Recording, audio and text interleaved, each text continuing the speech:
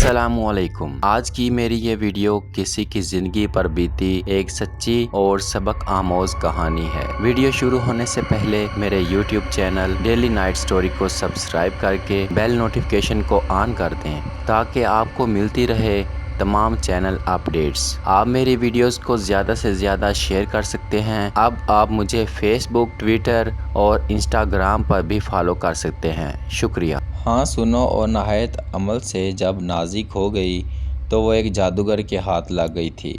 मरने से कबल इस जादूगर ने अपनी तमाम शक्तियाँ नाज़ी को दे दी। इसका नया नाम सोनाली तजवीज़ किया गया। सोनाली भी अपनी माज़ी जानने में कोशां थी। महसूस हुए ऐसा कैसे हो सकता है, उसे अपनी क़ुव्वत इसके लिए बहुत से इंसानों को कुर्बान कर रही है। इसका आखिरी हदफ तुम हो, क्योंकि तुम चाँद की 14वीं को पैदा हुए हो। मैंने 3 साल में मालूमात हासिल की, क्या अल्फाज थे या एटम बम। उसको ज़मीन व आसमान हिलते हो समात पर यकीन न आ रहा था। उसकी ज़िंदगी का मकसद बातल के परस्तारों को ख़त्म करना था, और अब वो क्या करेगा, क्योंकि उसकी बहन ही बातल की परस्तार थी। क्या वो इसको ख़त्म कर पाएगा? अगर नहीं करेगा तो इस ज़मीन में इससे बुज़दिल। हाँ सुनो, और नहायत अमल से जब नाज़िक हो गई तो वो एक जादूगर के हाथ लग गई थी। मरने से कबल इस जादूगर ने अपनी तमाम शक्तियाँ नाज़ी को दे दी। इसका नया नाम सोनाली तजवीज़ किया गया। सोनाली भी अपनी माज़ी जानने में कोशां है। महसूस हुए ऐसा कैसे हो सकता है, इसे अपनी क़ुव्वत इसके लिए वो बहुत से इंसानों को कुर्बान कर रही है।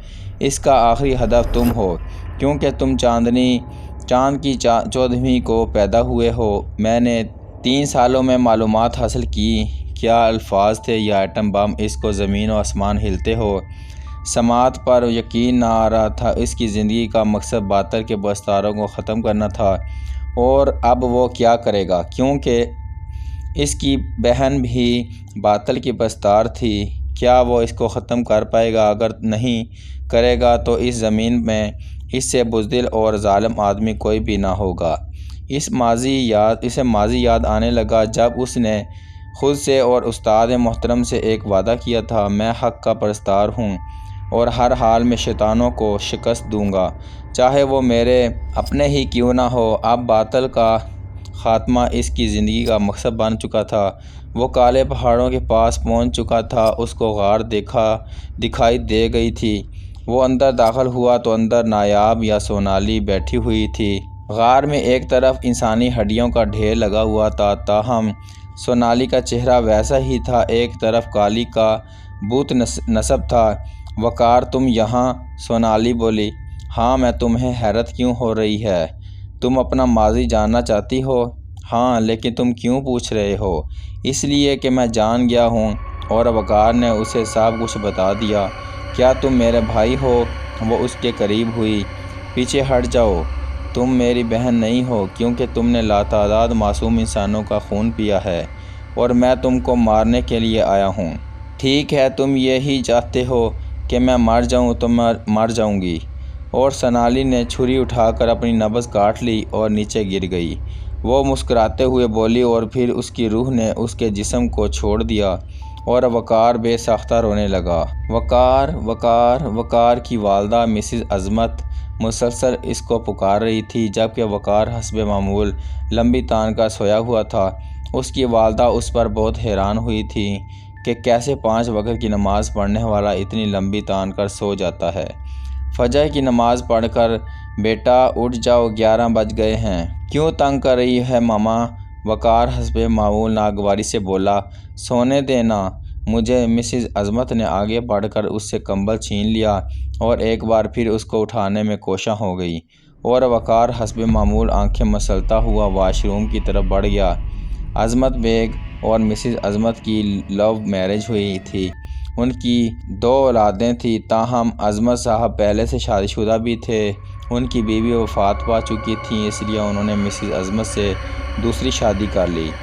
उनके बड़े बेटे का नाम वकार और बेटी का नाम नादिया था, जिसे प्यार से सब ही नाज़ी कहते थे।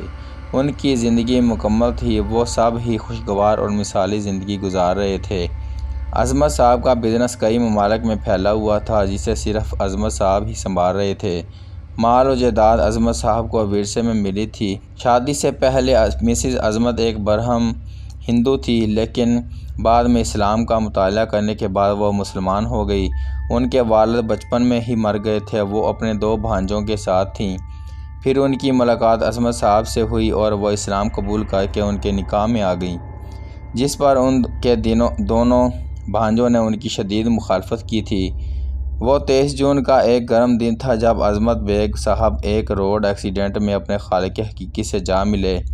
مسز عظمت کے لیے یہ بہت بڑا صدمہ تھا، پھر بھی انہوں نے حوصلہ نہ ہارا اور عظمت صاحب کے بزنس کو سنبھال کر اپنے بچوں کی تربیت میں مشغول ہو گئیں۔ لیکن قدرت کو کچھ اور ہی منظور تھا۔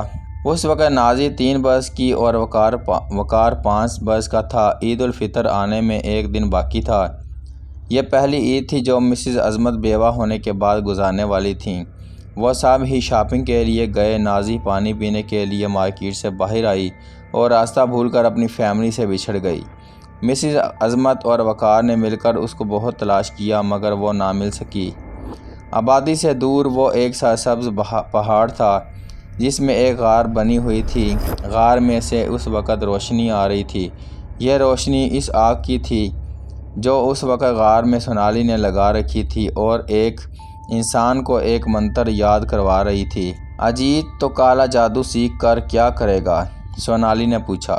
مجھ سے زیادہ کالے جادو کی ماہر تو ہے، تو کیا کرے گی؟ اجیت نے جواب دینے کے بجائے اس سے سوال داغا۔ میں تو شیطان آقا کی داسی ہوں۔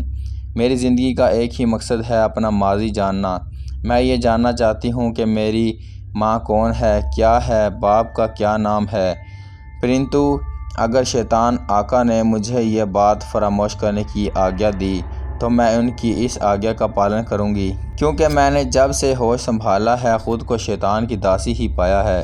میں شیطان دیوتا کی داسی ہوں اور میں اس کی سیوا کرنا چاہتی ہوں۔ ہاں، تیری وفاداری دیکھ کر ہی شیطان دیوتا تمہیں نئی نئی شکتیاں دیتا ہے۔ کل ہی اس نے تمہیں ہوا میں اڑنے کی شکتی سے نواز دیا ہے۔ ہاں اجیت، یہ تو میرے آقا کی کرپا ہے، وہ مجھ پر بہت وشواس کرتے ہیں۔ لگتا ہے تم کو امر ہونے کا طریقہ بھی ایک روز بتا دیں گے۔ ہاں اجیت، اگر میں امر ہو گئی تو دنیا کی ہر طرف میرے شیطان آقا کا ہی چرچا ہوگا اور میں اس دنیا کی حکومت کروں گی، اور اس طرح تو اپنا ماضی بھی جان پائے گی۔ اس نے سوال کیا۔ ہاں اجیت، میں اپنا ماضی بھی جان لوں گی۔ خیر چھوڑو، تم جاؤ، اب کافی رات ہو گئی ہے، سونالی نے کہا اور اجیت نکل پڑا۔ ڈیفنس میں 2 محل نما کوٹھیاں بالکل آمنے سامنے تھیں، ایک عظمت بیگ صاحب کی اور دوسری رام گوپال کی۔ رام گوپال نیا پاکستان آباد ہوا تھا۔ اس کی پتنی کا 2 برس پہلے دیہانت ہو گیا۔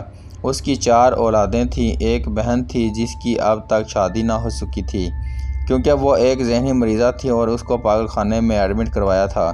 رام گوپال کے سب سے بڑے بیٹے کا نام ارجن روپال تھا، جو کہ ایک کامیاب ہارٹ سرجن تھا۔ اس کے علاوہ اس کا اپنا ذاتی ہسپتال تھا۔ اس کی پتنی کا نام رادھا تھا۔ رام گوپال کا چھوٹا بیٹا راج گوپال کالج میں BSc کرتا تھا۔ دونوں بھائیوں سے چھوٹی پریتی گوپال تھی جو کہ 2nd ایئر میں پڑھتی تھی۔ سب سے چھوٹا پردیپ تھا جو کہ بہت ہی شرارتی تھا۔ عظمت بیگ کا ایک ہی بیٹا تھا کامران۔ دونوں خاندانوں میں مذاہب کا فرق ہونے کی وجہ سے گہری دوستی تھی۔ کامران اور راج بیسٹ فرینڈ تھے۔ آج صبح سے ٹھنڈی ہوا چل رہی تھی، موسم بہت خوشگوار تھا۔ جب کامران نے راج کے گھر کی دوڑ بیل بجائی تو پریتی نے دروازہ کھولا تھا۔ کچھ لمحات ایک دوسرے کو دیکھتے دیکھتے گزر گئے۔ آپ کا تعارف؟ پریتی نے بولنے میں ابتدا کی۔ جی، میرا نام کامران ہے اور میں ساتھ والے بنگلے میں رہتا ہوں، کامران نے بتایا تھا۔ اچھا جی، تو میں کیا کروں؟ پریتی کو ایک دم غصہ آ گیا۔ دراصل میں کامران بول نہ سکا۔ کیوں؟ آپ کیوں تشریف لائے ہیں، بتانا پسند کریں گے؟ پریتی نے سوال کیا۔ میں راج سے ملنے آیا ہوں، کامران بولا۔ وہ کیوں؟ پریتی نے غصے سے پوچھا۔ اس لیے کہ کامران نے اتنا ہی کہا تھا کہ راج ٹپک پڑا۔ اوئے کامران، کیا ہوا کیا کر رہا ہے تو ادھر؟ راج نے پوچھا۔ میں تم سے ملنے آیا تھا، کامران بولا۔ تو باہر کیوں کھڑا ہے، اندر آ جا، راج نے کہا اور اسے اندر لے آیا۔ پریتی حیرت سے دونوں کو دیکھتی رہ گئی۔ غار میں سے اونچا اونچا اشلوک پڑھنے کی آوازیں آ رہی تھیں۔ کالی کا دیو کامت بت کے سامنے 2 معصوم بچوں کی لاشیں پڑی ہوئی تھیں، جن کا خون کچھ دیر پہلے سونالی نے پی چکی تھی اور اب اشلوک پڑھنے میں مصروف تھی۔ اچانک غار میں گھپ اندھیرا چھا گیا، بجلیاں چمکنے لگیں اور ساتھ ہی کالی کے بت کی آنکھوں میں ایک چمک آ گئی اور سونامی کا چہرہ چمک اٹھا کہ اس کی محنت رنگ لائی ہے۔ بت کے منہ سے آئی، اے داسی، ہم تیرے سوا بہت خوش ہیں، مانگ ہم سے کیا مانگتی ہے؟ اے اس دنیا کے دیوتا، سونالی کفر بکتے ہوئے بولی۔ سمندر، کائنات اور ہر شے کے مالک، اے میرے کالے اور شیطان آقا، میں اپنا ماضی جاننا چاہتی ہوں۔ مجھے وشواس ہے کہ آپ کوئی نہ کوئی اپائے ضرور نکالیں گے۔ اے چھوری، اس کے لیے تم کو بہت تپسیا کرنی پڑے گی۔ لگتا ہے تمہیں ٹھیک لالن پالن نہیں مل پائے، پرنتو تو نے ہماری بہت سیوا کی ہے، اس کارن ہم تجھے اس کا اپائے بتاتے ہیں۔ تجھے 40 نوجوانوں کی بلی دینی پڑے گی۔ خیال رکھنا کہ آخری نوجوان چاند کی 14 تاریخ کو 12 بجے پیدا ہوا ہو۔ یہ نوجوان روحانی قوتوں کا مالک ہے اور تمہارا اس سے مقابلہ بہت سخت ہوگا۔ اور اب ہم جا رہے ہیں۔ پریتی، تم یہاں ہو اور میں پورے کالج میں تم کو ڈھونڈ رہی ہوں۔ پریتی کی سہیلی چمپا بولی۔ کیا ہے چمپا؟ پریتی، جو کامران کے خیالات میں کھوئی ہوئی تھی، ناگواری سے بولی۔ پریتی، ہم پکنک پر جا رہے ہیں۔ اچانک بلوان ٹپک پڑا۔ افواہ! اتنی خوشی کی خبر اس بلوان کے بچے نے ہی سنائی نہیں تھی۔ پریتی کو غصہ آ گیا۔ اگر تم یہ چاہتی ہو کہ یہ خوشی کی خبر میں تم کو سناؤں تو میں تم کو دوبارہ سنا دوں گا۔ راہل بھی ٹپک پڑا۔ بس کرو یار، چمپا غصے سے بولی، میں تم سب کا خون پی جاؤں گی اگر دوبارہ بولے تو پھر ایسا ہی ہوگا۔ بالکل ریاض احمد کے پراسرار آدمی کی طرح چمپا پراسرار لہجے میں بولی تو سب ہی ہنس پڑے۔ ان 4 لوگوں پر مشتمل یہ گروپ کالج میں بہت مشہور تھا۔ راہل اور بلوان دونوں ہی پریتی سے پیار کرتے تھے، جبکہ چمپا راہل کے لیے پیار کے جذبات رکھتی تھی، جس سے راہل واقف تھا، اور چمپا بھی راہل اور پریتی اچھے دوست بن گئے۔ یار، ہمارا کالج پکنک میں کس جگہ جائے گا؟ کوکاف میں، چمپا حسب معمول شریر لہجے میں بولی اور سب ہنس پڑے۔ غار میں شیطانی کہکہے گونج رہے تھے۔ اجیت، میں بہت خوش ہوں، میں 10 نوجوانوں کی بلی شیطان دیوتا کو دے چکی ہوں اور یہ بھی پتہ لگا چکی ہوں کہ وہ نوجوان کون ہے جو چاند کی 14ویں کو 12 بجے پیدا ہوا ہو، جو کہ ہمارا آخری شکار ہوگا۔ میں اپنا ماضی جان لوں گی۔ سونالی نے خوشی سے کہا، کیا واقعی اگر تو اتنی خوش ہے تو میری ایک اچھا پوری کر دے گی؟ کچھ دنوں سے انسانی خون اور گوشت کے مزے نہ لے سکا، مجھے انسانی خون پلا دے۔ اجیت لالچی لہجے میں بولا۔ اچھا جلدی کرنا، سونالی بولی، اور ایک نہایت معصوم بچے ان کے سامنے کھڑا رو رہا تھا۔ اجیت صبر نہ کر سکا اور اپنے نوکیلے دانت اس بچے کی گردن میں پیوست کر دیے اور بچے کی چیخوں نے آسمان پر سر اٹھا لیا۔ تھوڑی دیر بعد وہاں پر ایک ڈھانچہ پڑا ہوا تھا اور اجیت کے کہکہے دور دور تک سنائی دے رہے تھے۔ میں تم سے پریم کرنے لگی ہوں پریتی۔ پریتی نے اپنا حال دل سنانے میں ہرگز گریز نہ کیا۔ کیا؟ کامران حیرت میں ڈوبی آواز میں بولا۔ وہ دونوں ایک ریسٹورینٹ میں آمنے سامنے بیٹھے ہوئے تھے اور تم؟ پریتی نے گہری نظروں سے اسے دیکھا۔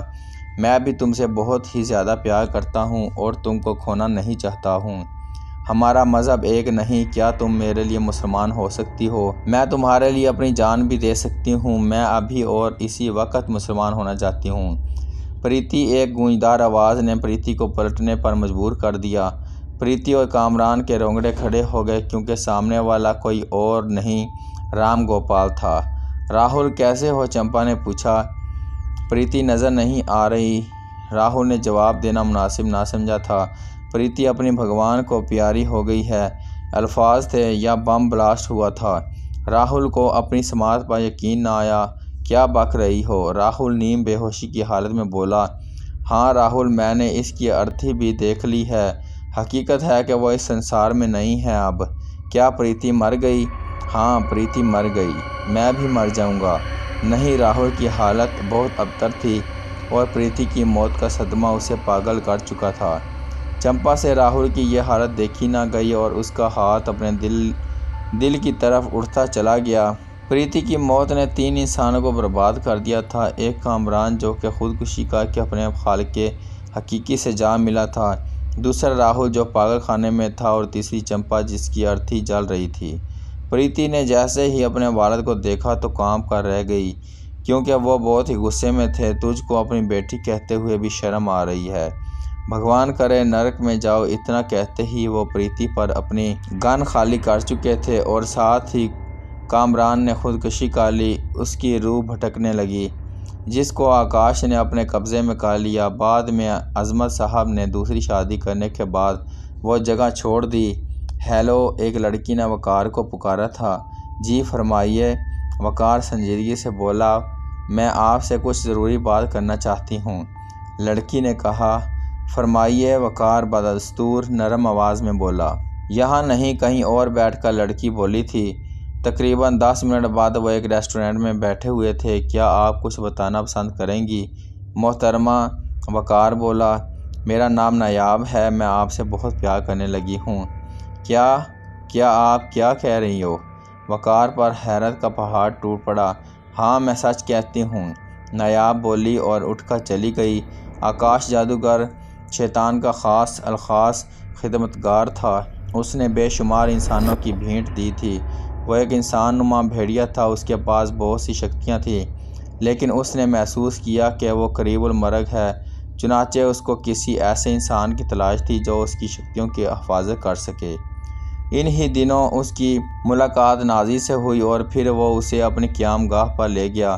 اس کا نیا نام سونالی رکھا گیا۔ بعد میں آکاش کا دیہانت ہو گیا اور اس کی تمام شکتیاں سونالی کو مل گئیں۔ ان ہی دنوں سونالی کی ملاقات اجیت سے ہوئی اور وہ اس کو کالا جادو سکھانے لگی۔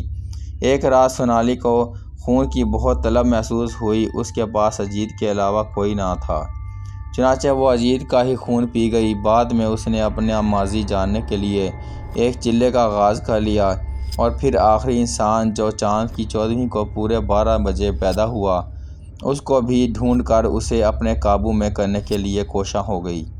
تاہم وقار بھی کچھ نورانی عملیات سیکھ چکا تھا۔ اس نے اپنی بہن کی گمشدگی کے فوراً بعد باطل کا خاتمہ اپنی زندگی کا مقصد بنا لیا تھا، لیکن اس کو یہ معلوم نہ تھا کہ اس کی بہن باطل کی پرستار بن چکی ہے، شیطان آقا کی سیوا کرنے لگ گئی ہے اور آدم خور بن چکی ہے۔ وہ صرف اور صرف یہ جان پایا کہ اس کی بہن زندہ ہے۔ وہ اپنی بہن کی متعلق اور بھی بہت کچھ جاننا چاہتا تھا۔ اس کے لیے اس نے اپنا استاد محترم سے رابطہ کیا اور انہوں نے اس کو ایک دن کا عمل بتایا۔ وہ عمل انتہائی خطرناک تھا۔ پہلے اس نے نہ کرنے کا فیصلہ کیا، لیکن جب کبھی اپنی بہن کی یاد آتی تو اس کا دل بھر آتا۔ بالآخر اس نے یہ چلہ کرنے کا فیصلہ کر لیا، لیکن وقار نے یہ بات مسز عظمت کو نہیں بتائی، کیونکہ اپنی بیٹی کو کھو دینے کے بعد وہ بہت وہمی ہو گئی تھیں اور کسی بھی قسم کا رسک لینے کے لیے تیار نہ تھیں۔ 30 انسانوں کی بلی دے چکی ہوں اور اب صرف 11 انسانوں کی بھیڑ باقی ہے۔ ہا ہا ہا ہا۔ سونالی کے کہکے آسمان کو چھو گئے۔ اچانک غار میں سفید رنگ کا دھواں نمودار ہوا۔ بولو اے دکشت آتما، کیوں آئی ہے؟ سونالی نے کہا، اے شیطان کی کالی ملکہ، آپ کے لیے ایک بری خبر ہے۔ ہاں کہو، سونالی بولی۔ وہ دراصل وہ مسئلہ یہ ہے، وقار ایک چلہ کرنا چاہتا ہے اور اپنی بہن کا پتہ چلانا چاہتا ہے، اس واسطے میں نے آپ کو زحمت دی ہے۔ کیسی بہن؟ سونالی نے حیرت سے پوچھا۔ وقار نے تو مجھے اس سے متعلق کچھ بھی نہیں بتایا۔ یعنی سونالی یعنی نایاب اور وقار آپس میں بہت فری ہو گئے تھے۔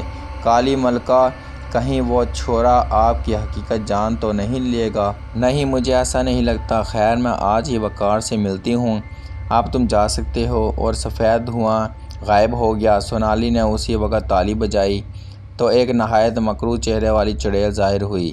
اس کی صرف ایک آنکھ بھی تھی، ناک اور کانوں کا نام و نشان بھی نہ تھا۔ پورے جسم پر سنہرے بال اگے ہوئے تھے۔ یہ سونالی کی بہت ہی خاص طاقت تھی۔ مزاج چڑیل، فوراً ایک انسان کا بندوبست کرو۔ جو حکم آپ کا۔ تھوڑی ہی دیر بعد غار میں ایک نوجوان بے ہوش پڑا ہوا تھا، جو کہ کوئی اور نہیں بلوان تھا۔ وہ اسے اٹھا لائی تھی۔ ٹھیک ہے مزاج چڑیل، اب تم جا سکتی ہو، اور وہ غائب ہو گئی۔ سونالی نے جلدی سے بلوان کو کالی کے قدموں میں لٹایا اور اس کی گردن پر چھڑی پھیر دی۔ بلوان کی چیخیں آسمان کو چھونے لگیں اور اس کا جسم تڑپنے لگا۔ کچھ ہی دیر میں غار میں اندھیرا چھا گیا، اتنا اندھیرا کہ ہاتھ کو ہاتھ دکھائی نہ دے رہا تھا۔ صرف کالی کی آنکھوں سے روشنی پھوٹ رہی تھی، جس کی لو سے سونالی بلوان کا گوشت کھا رہی تھی، اور کچھ ہی دیر میں وہاں پر ایک ڈھانچے میں اضافہ ہو چکا تھا۔ ایک نہایت ہی مکروہ آواز سنائی دی، ہم نے تیری بلی قبول کر لی ہے، اے داسی، بول کیا چاہتی ہے تو؟ گرو جی، میں یہ جاننا چاہتی ہوں کہ وقار کس سلسلہ میں چلا کرنے والا ہے۔ یہ ہم نہیں بتا سکتے۔ اور سب کچھ پہلے جیسا ہو گیا، اور سونالی اپنی پہلی ناکامی پر غصے میں چیزیں توڑنے لگی۔ ماما، ناشتے کی ٹیبل پر اس نے مسز عظمت کو پکارا۔ بولو وقار، میں سن رہی ہوں۔ مسز عظمت بولی، ماما، کل رات کو بہت برف باری ہوئی، کیا آپ نے دیکھا تھا؟ وقار بولا، بیٹا، تم نے کوئی خواب دیکھا ہوگا، کل پوری رات جاگتی رہی، برف تو کیا، بارش کی ایک بوند بھی نہیں برسی تھی۔ کیا اسے اپنی سماعت پر یقین نہ آیا۔ رات کا واقعہ یاد آیا تو اس کے رونگٹے کھڑے ہو گئے، اسے اپنی بہادری پر رشک ہونے لگا۔ لیکن ایسا کیسے ہو سکتا ہے؟ دماغ اور دل کے درمیان ایک جنگ جاری تھی۔ اس کے ساتھ شب میں جو حیرت انگیز، خوفناک اور دہشت انگیز واقعات بیتے تھے، کیا وہ خواب تھے؟ لیکن نہیں، اس نے رات کو خود سب محسوس کیا تھا۔ سب سے اہم بات، اس نے روم میں شب میں بھیگنے والا لباس بھی موجود تھا، لیکن اس کی ماما کہہ رہی تھی کہ رات کو بارش بھی نہیں ہوئی۔ بیٹا کن خیالات میں گم ہو گئے؟ مسز عظمت نے اس کو خیالات کی دنیا میں گم دیکھا تو چپ نہ رہ سکی۔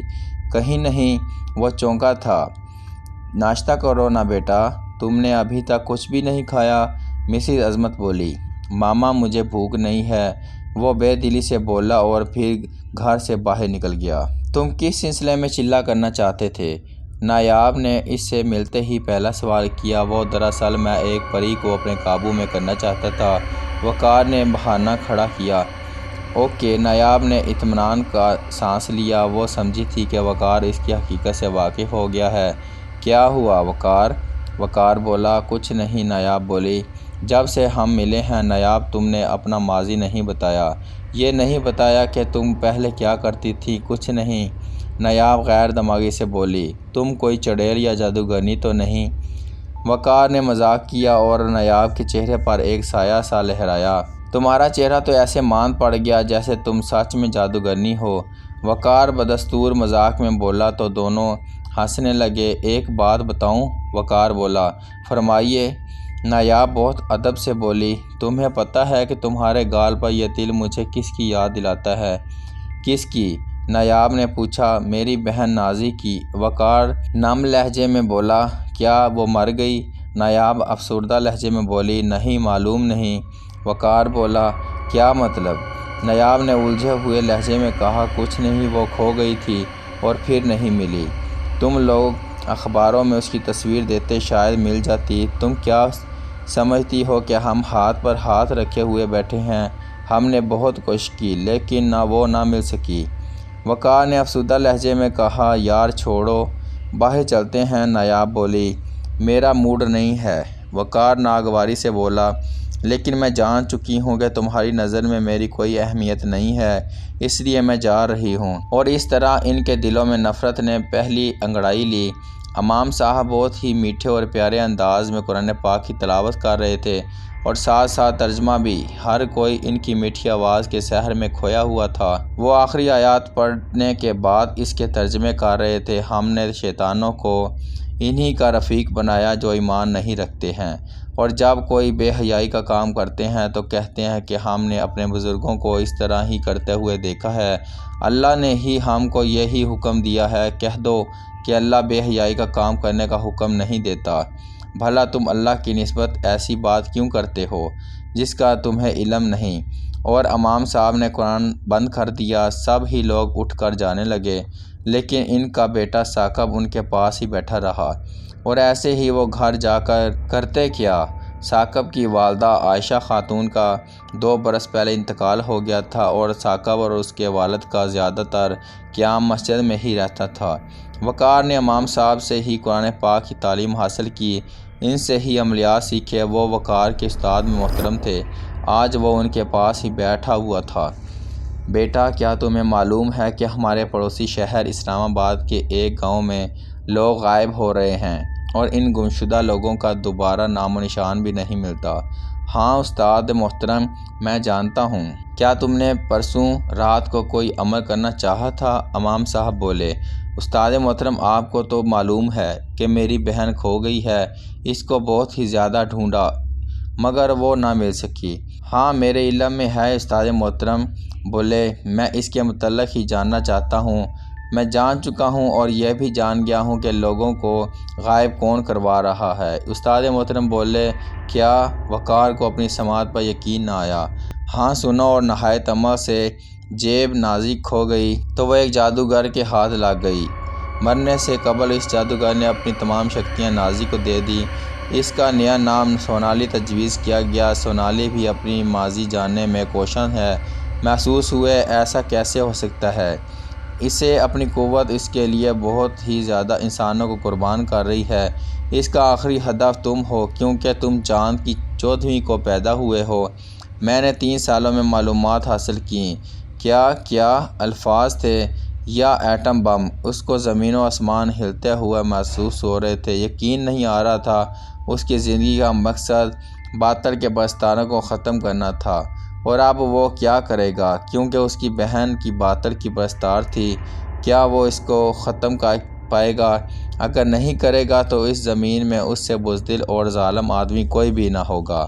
اس ماضی یاد آنے لگا جب اس نے خود سے اور استاد محترم سے ایک وعدہ کیا تھا، میں حق کا پرستار ہوں اور ہر حال میں شیطانوں کو شکست دوں گا، چاہے وہ میرے اپنے ہی کیوں نہ ہوں۔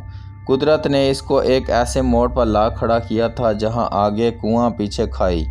اسے کچھ بھی سمجھ نہیں آ رہا تھا کہ وہ کیا کرے، کیونکہ اس نے برسوں اپنی بہن کا انتظار کیا تھا، لیکن اب باطل کا خاتمہ اس کی زندگی کا مقصد بن چکا تھا۔ بیٹا، تم کیا سونالی کا خاتمہ کرو گے؟ بابا جی بولے، ہاں استاد محترم، میں اس کا خاتمہ ہر حال میں کروں گا۔ وہ پرعزم لہجے میں بولا، تم پھر ٹھیک ہے۔ یہاں سے مشرق کی طرف کالے پہاڑوں کی ایک غار ہے جہاں سونالی کا قیام ہے۔ تم فوراً اسے پہلے اس کا خاتمہ کرو تاکہ اس کے کرۂ ارض میں ایک ناسور کا خاتمہ ہو۔ ٹھیک ہے بابا جی، وقار بولا۔